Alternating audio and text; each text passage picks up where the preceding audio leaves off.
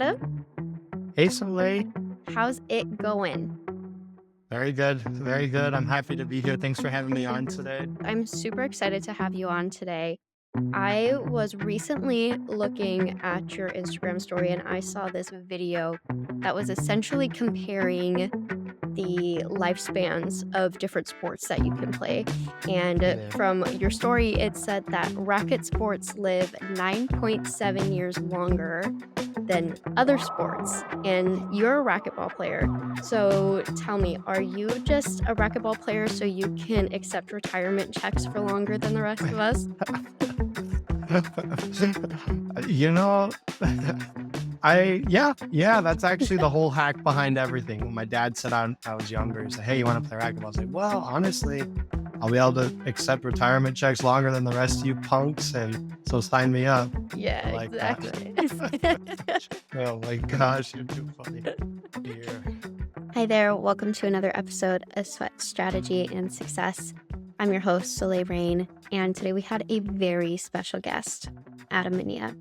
Adam is the owner and creator of Manilla Athletics and one of the top racquetball players in the world. Adam has made an incredible journey from pursuing a degree in mechanical engineering to becoming a full-time professional racquetball athlete. He's currently ranked number 2 in the USA in men's singles and doubles and number 7 in the world. Not only is he a world-class athlete, but Adam is also very passionate about helping other athletes in the space grow through his online virtual coaching platform, Manilla Athletics. I really enjoyed this episode with Adam today because he talks so authentically about turning his passion into a career. From the challenges of maintaining racquetball's presence in today's gyms to balancing life on and off the court, I think this conversation is packed with wisdom for both entrepreneurs and athletes alike. I'm super excited, so let's get started.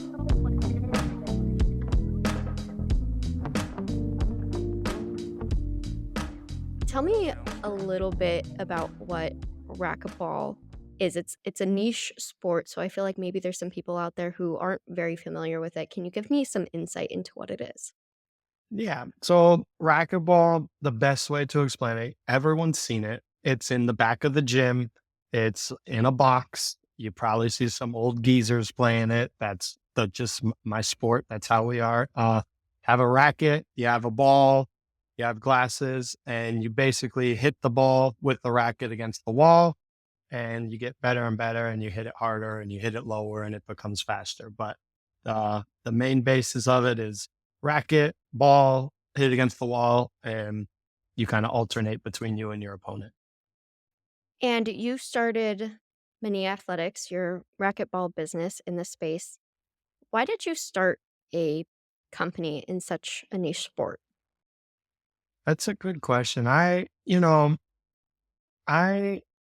graduated college with an engineering degree, and when I moved out of college, I came to the Bay Area and actually worked for my older sister, and she worked at a company that basically helps startup companies come from an idea stage to being able to be bought out by an investor and so forth. And so I kind of learned some of the framework, and one of the main takeaways they had all the time was do something you're passionate about, and the world's biggest problems have the biggest opportunities. And so, I look at my sport and I look at the challenges it goes through. And racquetball used to be real big in the 70s and 80s, and that's kind of when it really got moving. And we've started to see a decline in our sport. But what resonated while working at the company that I did was, the biggest problems have the biggest opportunities. And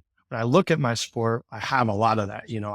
We have a sport that's a lot of fun, a lot of people love it, but it's still struggling. And so through that, there's a lot of opportunity in our sport. And um, when there's a sport like we have that's not a lot of stuff is happening with it, if you do a little bit, it goes a long way. And so, I I know racquetball real well. I've been playing for 20 years now. I feel like I know racquetball more than 99% of the population does. And so to be passionate about it, know something about it, and there's a big problem, I feel like is the perfect opportunity actually to create a business. So, I had a lot of people tell me, you can't make money in the sport, you can't do this, you can't do that. But, you know, I was also the same people that had never tried any of that either, and so I think a lot of people say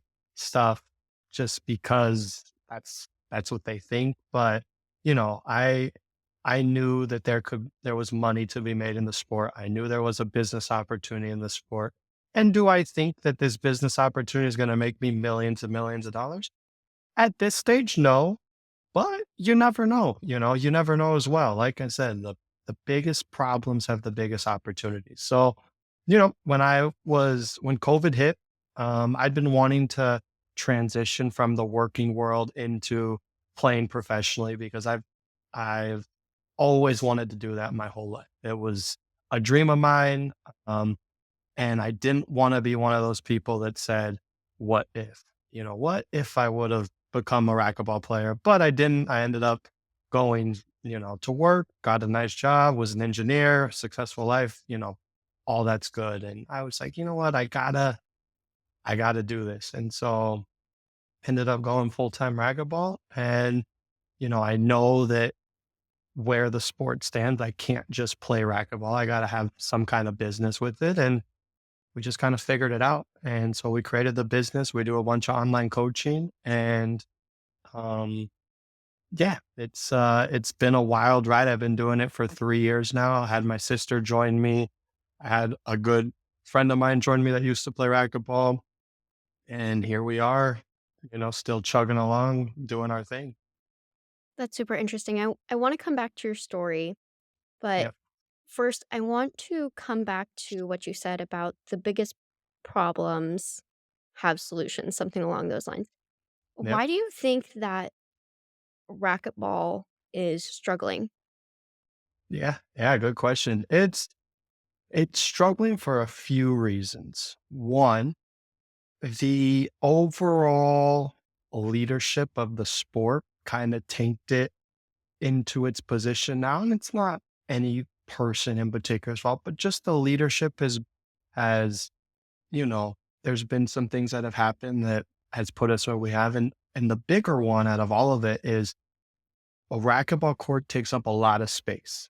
And with that space, it doesn't bring in the revenue the way that things are currently ran to pay for that space. So when I'm a gym owner and I see this big, 40 by 20 cube in my gym, if I can make more money by putting yoga in there, or I can put treadmills in there or this, I'm going to do that instead of having a big empty open space. Now, can racquetball provide that revenue? It can, but it's a lot easier to just stick some treadmills in there and say, you know what, that's what I'm going to use this for. So it's there's a sport problem that has to be bridged to show, gym owners that there's a successful business behind it. And that's something we're trying to do. But that was where we start to see some of the decline is when these courts aren't as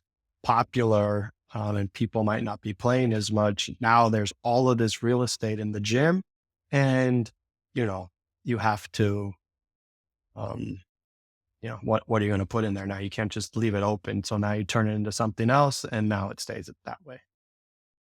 I see. Yeah, I guess that makes sense. If gyms aren't able to use that space effectively to make revenue, and revenue Yep. is their main goal, which as for most gyms it will be, then As it should be. racquetball probably won't be their first thought, right? There may Absolutely. need to be some convincing behind Totally. their want to include racquetball courts into their gym. For Totally. your company, Manilla Athletics, can you give me more detail onto that? What is Manilla Athletics? Yeah. It's the basis of it is just an online coaching business for racquetball. So one of the big problems we saw in our sport is there's a bunch of good coaches all around the nation, but there's also a lot of pockets where there isn't good coaches available. And when I say good coaches, I mean professional coaches that, have taught at a very high level. There's good coaches all around, but very professional, coaches. There's just not a lot of them around the nation. Where they are, they're just in a bunch of different pockets. So we saw that there was an opportunity to be able to deliver that coaching value to anyone across the nation, no matter where you're located. And so now instead of driving 2 hours to the nearest coach, why don't I just go to my gym 10 minutes down the street and we can do this all virtually. In today's world, almost anything can be done virtually. So basically, what we do is we run what we call like a Peloton style racquetball class. And you put your camera in the back of the court and we narrate you through a 45-minute drill session. And so it's your way of getting practice in,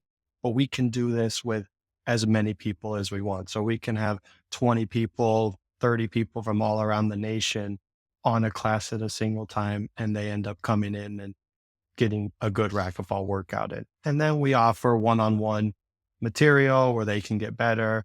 You send in a video, we analyze it and, send it back to you. And now you know what you're doing wrong, go work on it yourself. So we have a bunch of different offerings, but the main, you know, piece of the puzzle is online coaching for racquetball players around the nation. And do you find that effective? Do your clients find it effective to do virtual practices as well? Yeah, absolutely. The hardest thing is more educating clients that it can be done virtually. Our demographic is a lot older people. So, with that comes this education process of, I've done it my whole life in person. This is where I feel comfortable. Whereas really, with today's technology, it's not the same as 20 years ago. And 20 years ago, yeah, you probably couldn't learn virtually, but now we're at a place in, society where you can learn just as effective virtually as you can in person. The reason I know this is because I was a product of virtual coaching. I'd been coached since I was 15 years old virtually. And now I'm one of the top players in the world for my sport. So I know that it's possible and I wouldn't preach it if I didn't understand it and didn't realize how powerful it can be. Now, I want to kind of bridge back to a question that I asked beforehand, which was why is racquetball struggling? Does Yeah. Manilla Athletics and the work that you do address some of that? Because I feel like in order to be successful in your business and to solve these problems, this may be like a crux of it. So, how Yeah. does Manilla Athletics, go about making sure that you're increasing your visibility of the business? And does that require reaching out to gyms and reaching out to more B2B in order to make this Yeah. happen? Yeah, that's a great question. Our first years of doing this, we were just going purely after racquetball players and just there's still, though the sport is struggling, there's still a ton of people that play. Even though it's a smaller sport, there's still a ton of people that play. If you go onto Google right now, how many racquetball players are there in the US? I mean, we're in the millions still. So there's still a lot of people that play the sport. So for our business personally, you know, even if we can capture 1% of that, we're doing just fine kind of deal. Now at the beginning, it wasn't as much of what you're saying, where we're just focusing on the consumer. We have enough racquetball players. Our goal is just to reach the consumer. Now that we've been doing this and we have made a name for ourselves, we definitely are moving in that direction. I know myself and my sister and our other coaches all have successful programs that we run. So we take new kids in and teach them how to be a good racquetball player.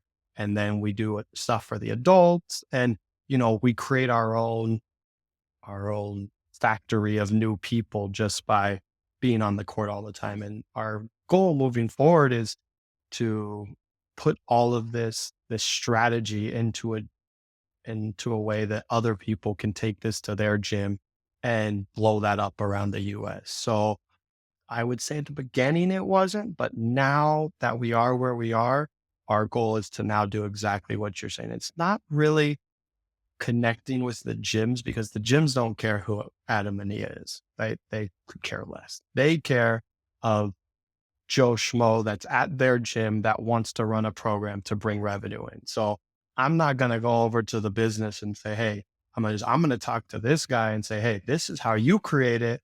You go talk to the gym. And then that's how that kind of funnel gets started. So that's more not too much B2B, but we're gonna kind of address that larger problem by talking with the person that can make that happen. I see. It's kind of like building excitement along Mhm. your Yep. clientele and turning them into your salespeople for you. Because if they want Exactly. it, then the gyms will want it. Exactly. And then when you have all these buckets around the nation that are creating new programs, well, naturally, that's going to be good for us because more people are going to want to learn how to play racquetball. So, it all builds itself out from there. So we're at that new level right now, and trying to get to that next level where we have 50 people around the nation that have been coached by us and are making a program, and then they all have 30 people in their program, and hopefully we get a percentage of those people coming back to us. So Hmm, we'll that see. makes sense. And you have created your own tournaments before as well, is that correct? Mhm. Yep, yep, and we do a lot. There's, like, smaller tournaments and large ones, but we run our own larger ones, and, we find that larger tournaments, it's a sport. Everyone loves to compete. Everyone wants to tell you that I beat you, you beat me. That's us as a sport. So, we find that tournaments, one, drive that competitive value and make you want to get better. So why do you want to come take lessons? Because you want to perform well at this tournament right here. So that's kind of a way that we, create excitement in our area and people that want to play because they want to do good at these tournaments. And then on the other side, for me personally, as a professional athlete, if I don't have tournaments, then I don't play professional. So it's kind of our way to, keep going, keep the professional tours going and support them and do our thing there. Very cool. I want to go back to your story a little bit. So you've been playing racquetball since you were 8 years old. Is that correct? Correct. So tell me a little bit about your journey from just let's just focus on your racquetball journey for right now. From 8 years old to today, what has that looked like?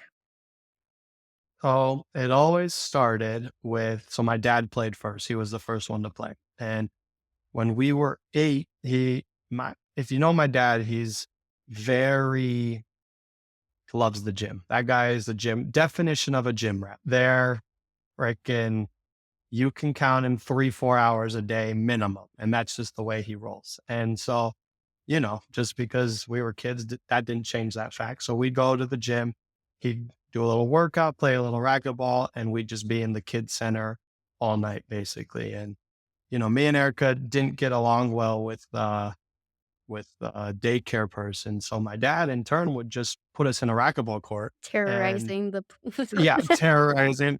Well, yeah, something like that. But yeah, so he would just kind of lock us in a racquetball court, and we weren't tall enough to kind of reach the handle to get out. So, we'd go in there, he'd give us racket and balls and say, see ya. And, then we'd, just kind of sit there until the door opened. Sometimes we played, sometimes we didn't. And, then it just kind of evolved. Then there was a junior program there. So we ended up playing juniors and then we're pretty good there. So then they told us about a national tournament. We went to the national tournament, got killed the first year we went. We didn't know what we were doing and worked hard and then won our national tournament. Then they told us, all right, now there's an international tournament. And we went to the international tournament, got killed there. And then we kind of kept working up all these steps um, and then it just became a part of our life. I played all the sports growing up, basketball, soccer, I did all that stuff. But there was just always a calling back to racquetball. There's just not a sport like it out there. It's a niche sport, such a tight community, not a lot of politics when you're growing up because you're an individual player. So, you either win or you don't win. It's very simple. Whereas, when I played soccer or basketball, if the coach didn't like you or you didn't get along with the coach, then you don't get playing time, regardless of you're the better player or not, all that stuff. So it was just always called to me. And then, through college, through my professional career at the beginning, I just kept playing and I knew what level I was at and what I was capable of. And then it came to a point where I had a decision to make, because I was 50-50 in both parts of my life. I was 50% in my job and I was 50% in racquetball. So I was doing the job, but just wasn't fully in it. And then I was 50% doing racquetball and losing to people that I didn't feel like I should be losing to. So I was like, all right, you got to pick one or the other and go from there. And we picked racquetball and we're 3-4 years in now and I couldn't be happier. That's so good to hear. What does your 9 to 5 look like? Or Oh, good question. possibly 7 to 8. I don't know, whatever your schedule Yeah. is. What does your typical day look like? Good question. Well, the alarm doesn't go off before 8 a.m. ever. If the alarm goes off at 8 a.m., earlier than 8 a.m., not, don't, something is off. Something's very wrong. So I start the morning every morning at 8. And it basically, my first 2-3 hours is me on the laptop, just going through. We got the company side of things, working with athletes, scheduling one-on-ones, and it's just me on the laptop doing my thing. Then 3 days a week, I head up to Pleasanton, which is where we do all of our coaching at, and I do my training, I do my coaching, and do that. So that's like a 12 to 8 kind of deal. So I'll go up there, train for a couple hours, eat lunch, get ready, and we do 3-4 hours of coaching in person there with all of our juniors and all of our players wanting to get better. And I come back home and that's really it. And then on my days I don't travel up there, I do lessons in person here nearby. So I have clients that I do lessons with, and then my weight training and stuff. I have my gym that I walk to here. So we do our weight training here. And then the times that I'm not at the gym, it's on my computer, making sure that, everything's flowing, anything from marketing to sales to reaching out to people to scheduling tournaments, just there's always something to do. And that's one thing about being an entrepreneur. There's always something. So, I just have to stay strict on being busy, but then it's always flexible because then I have a tournament like last week and I competed at a international tournament and I'm playing every day for 10 days is what we played. So I'm not getting a lot of work done during that time because I'm focusing on the playing. But if I have a job, I don't really have that flexibility. So it's very fluid, but again, normal, go train 3 days a week, lift weights 3 days, 3 days a week, give a lot of lessons, and kind of what I do. We're going to take a quick break, but don't go anywhere. Up next, Adam shares the invaluable lessons he's learned both as an athlete and an entrepreneur. In the meantime, be sure to like, save, and subscribe on your favorite podcast platform so you never miss an episode.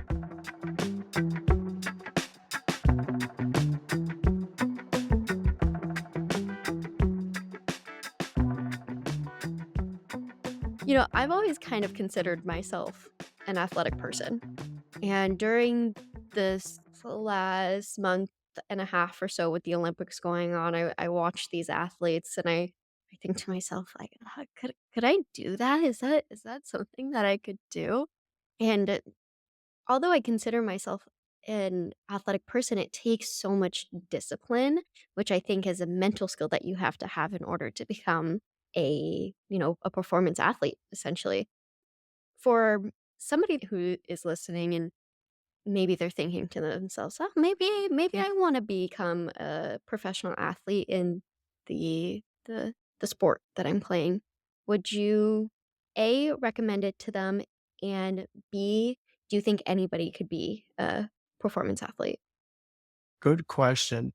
I don't know if anybody can. That's a tough one. If anybody can, but I say most people can because I know for myself, even a lot of the top players that or even played racquetball here in my sport today weren't always the top players either, So just because you're not at the top of your game right now, that doesn't mean that you can't make it up there, and it's the same for all sports. There's some players that are the best of the best in college and they come to the NFL or they come to the NBA and they just aren't good, and there's another factor in there. And like you said, it's the discipline in the mind that I think is some of the more important things than the actual athletic ability. I think if you're disciplined enough to to put yourself through a schedule and stick to it, it'll give you the chance. And I think the chance is the important thing because, if you get a chance, you could get that chance and say, you know what, this ain't for me, or you know what, I'm not as good as I think kind of deal. But it gives you that opportunity to fully say, you know what, I'm going to try this kind of deal and I'm going to go for it. So can anyone do it?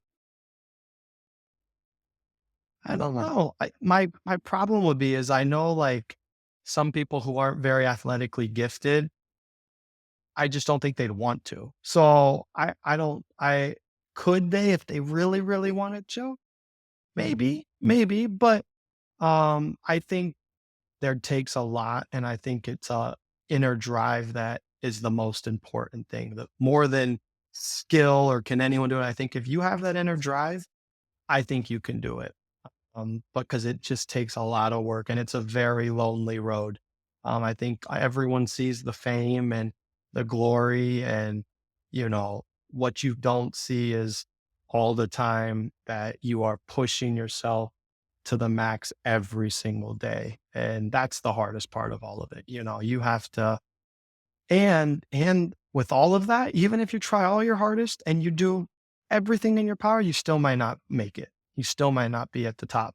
You still might not win. And that's the risk you have to take. So, I know a lot of people in my sport that have dedicated their life to it and have never won and never done any of that. And that's the risk you have to take, and didn't make the money they want to do or didn't have the fame they want to do or whatever that looks like, it didn't happen. And so that's the risk you take with sports. But um, it's a pretty rewarding path as well when it does come together. So Mm. What do you think is a few, maybe one, two, three, it doesn't matter, whatever can come to your mind. What do you think are some of the most important skills that this person who wants to become an athlete should have if they're going into it? Because I feel like, at least for this podcast, this is a entrepreneurship podcast that talks about health and wellness, and sports falls into that. But when it comes to being an entrepreneur and a high performance athlete, I think those skills actually, especially the mental skills, really go hand in hand. A lot of the amount of discipline, like we were talking about, to become a high performance athlete and to become an entrepreneur can be the same thing. So, with your expertise of understanding both worlds, what is some skills that somebody should have to become? Let's start with a high performance athlete. What are some skills for them? I like that. Number one is discipline, like we were just touching over. 100% handover. You have to be disciplined. The one workout you miss turns into two workouts, that turns into three workouts, goes down the list. So discipline is the number one. I don't want to wake up every day and go to the gym or go work out. I 100% can guarantee that. There's days that I don't want to do any of that, but that's the plan. That's the mission that you signed up for. That's what you got to do. And if you don't want to do that anymore, then don't play professional racquetball. It's professional athlete. That's just the reality of it. And so number one is discipline. Number two, for more of the sport side, is recovery. I think it's something that a lot of people don't do, but is one of the more important things is how to take care of your body.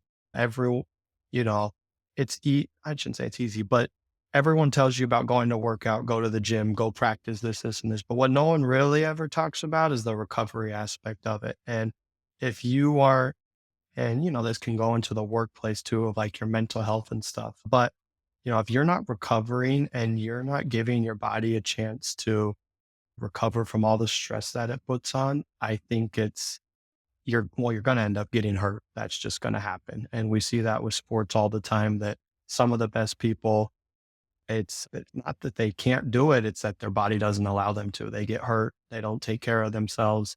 So I would say your discipline, your recovery, and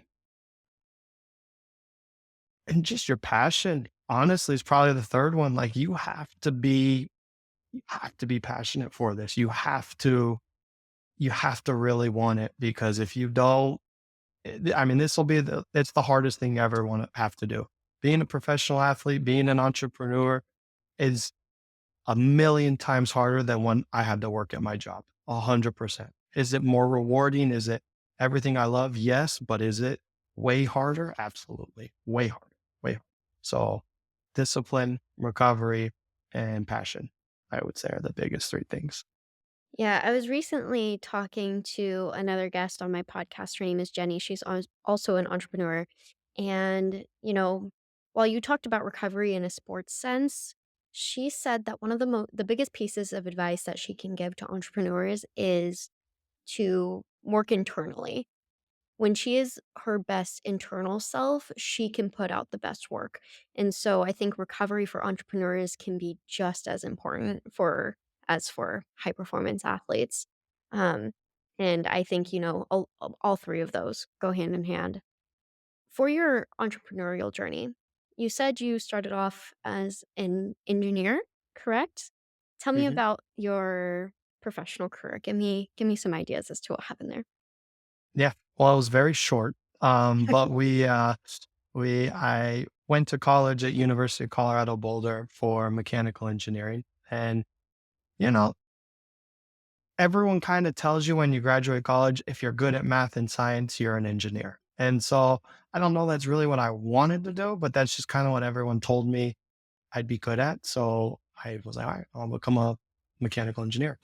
So did that, which I ended up liking aspects of it. I like knowing how things work and getting to the bottom of why, why things are. So graduated with a mechanical engineering degree and then moved out to the Bay Area to work for the same company as my older sister. And, I worked there for 2 years, loved it, a lot of good opportunities. I learned a lot of things. Kind of my role was like a lab tinkerer, basically. So I just worked with all these cool new technologies that we would showcase to startups coming in or large corporations that wanted to integrate new technologies into their work. So I worked with AI, virtual reality, augmented reality, 3D printing, all of it. I worked with a lot of it. So it was cool because it kind of gave me a taste of all these different technologies that you could use in the world. And I still use some of them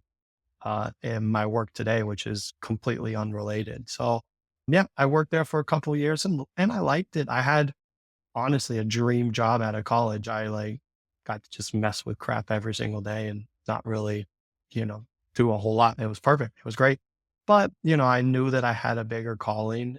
And I mean, I told the people at work all the time, I was like, I'm here for a little bit, but I'm going to be a professional racquetball player. I just knew that deep down that that's what I wanted to do. And I was going to figure out a way to do it. And then the time came, our company kind of went south and there was a big reduction in force. And my whole side of the company uh, got, took apart. So I ended up, getting laid off. And I was like, you know what, this is the sign I need because I was told my manager, I got laid off January of 2020.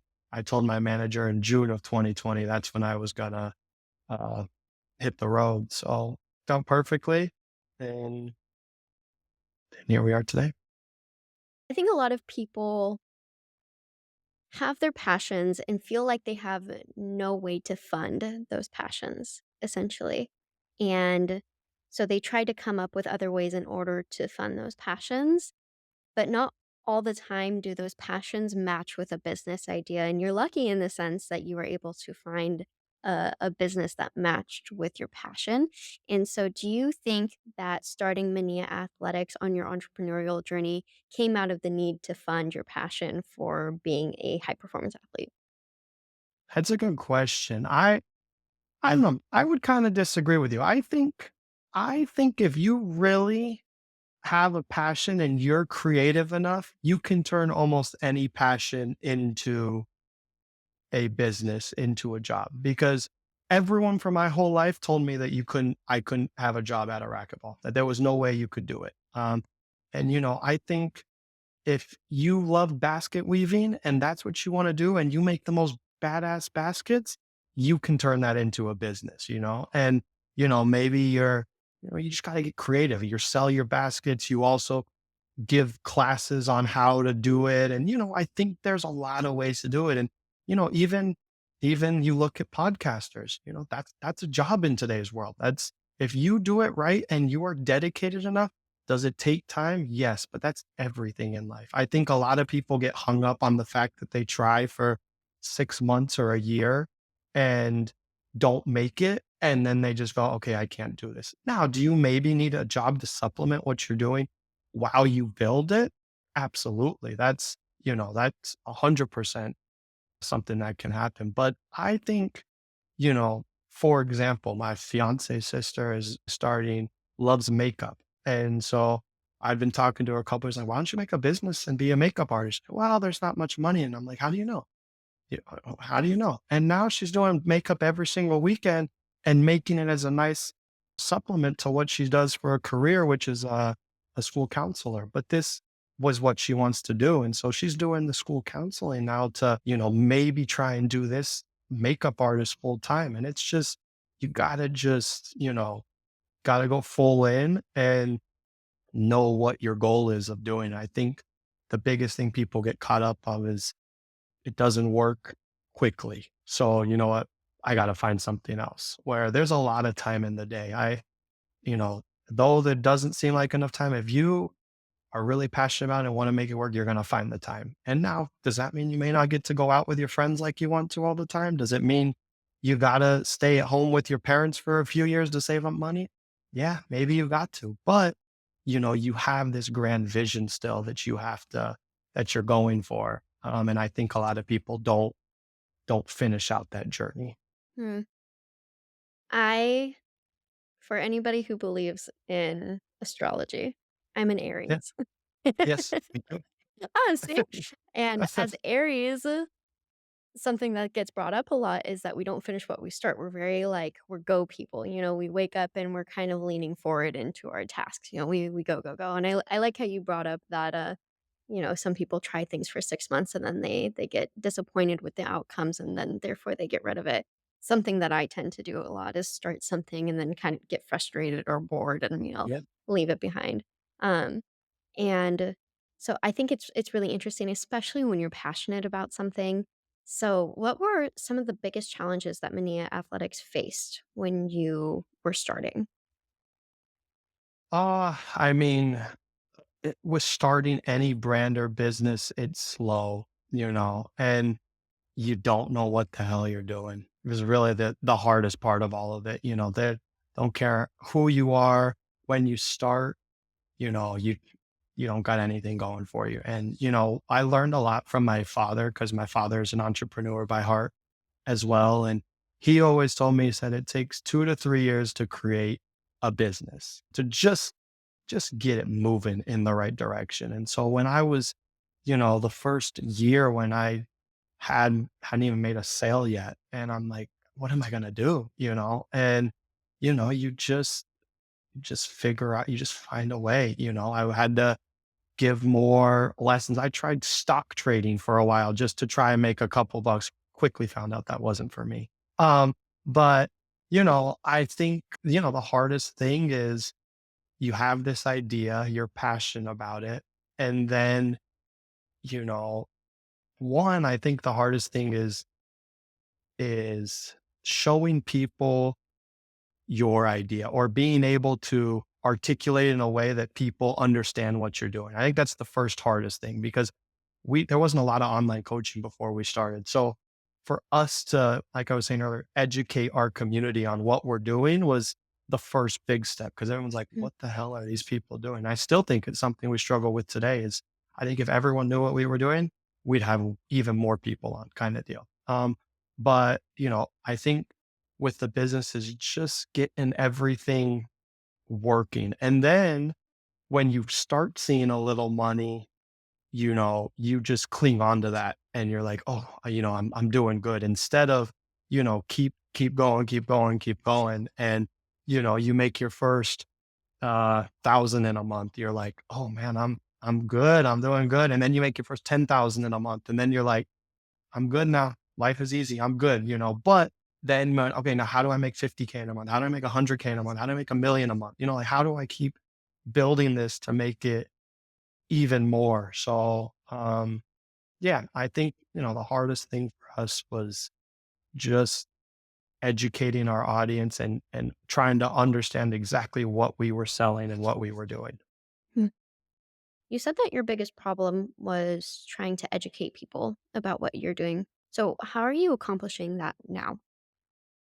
Uh, Through the years, we've learned that that's 100% through marketing. So creating a brand and marketing that brand. So you can do anything you want. You can educate them however you want to educate them. But first, you got to create a brand, and then from that brand, then you market that brand and how what that looks like. So going off of what we just kind of talked about, creating a brand is a whole thing in it of itself too. You got to create this brand that you can market. It's got to be this business that you can market, this brand that people can get behind. So, it's just a lot of learning, it's a lot of trial and error. We messed up a lot of times, or we put out something that I thought was crystal clear.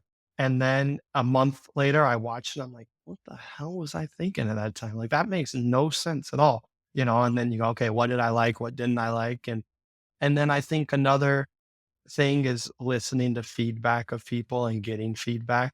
A lot of people won't say would shit on what I was saying, but they would say, oh, maybe you do this, or you know what, that really didn't look that good. Even though I was so proud of what I just did, and being open and not taking everyone's feedback because there's also a lot of fluff that people, Adam, you should do this, you should fly to China and build courts in China. And I'm like, what are you thinking, man? Like, I'm like, what? So, there's a lot of fluff too, but there is a lot of feedback that people give if you just ask and people that you trust. I've, though, there's some people out there that have said stuff that I don't like at the time, and I'm like, "Really?" But, they're taking feedback in and learning from people that are smarter than you, not acting like you know everything and being open to it, I think is one of the bigger things that helped us. Once people are coming to Manilla Athletics, how are you keeping them engaged in your business and how are you maintaining their presence with you? Good question. That's the number one key to a membership model that we run. Ours is not a one-time offering, it's a membership, like a recurring revenue. So what we do is we run a drill session every single week, and that gives people something to show up to week after week after week. So, there's some coaches we know that just do what we call video analysis. So you send me video and I watch it. But, some people may not be playing for a week. And so, then you miss out on that. And so the continual engagement is such a huge thing. We also run like a Discord channel where, we put out new topics every week and we chat every week. And that's actually something I got from when I was stock trading. The person that I was following had a channel and there was always something there every day. So I always found myself looking at it. So that's what we wanted to create in this. So, how can we get people to come back to our platform every single day? And so that's what I would say, you need some kind of action, every single week at a minimum, or if you can do it daily, even better. But you got to have something that keeps people engaged, especially in an online community, because they don't see each other all the time. If you're in person and, you can see each other 3 times a week, well, that's a lot. You're doing something, but if an online one, you got to really really focus on that.